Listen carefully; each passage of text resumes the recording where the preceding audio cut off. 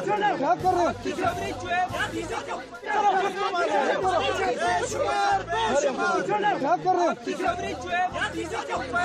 Islamabad high court में पेशी के मौका पर कारकुनों और सहाफियों की दकम पेल में मरियम नवाज को इनके अपने ही गार्ड का मुक्का लग गया, जिस पर वो चिल्ला उठी। कैप्टन सफदर ने हुजूम को मुंतशिर करने की कोशिश की मगर वो नाकाम रहे।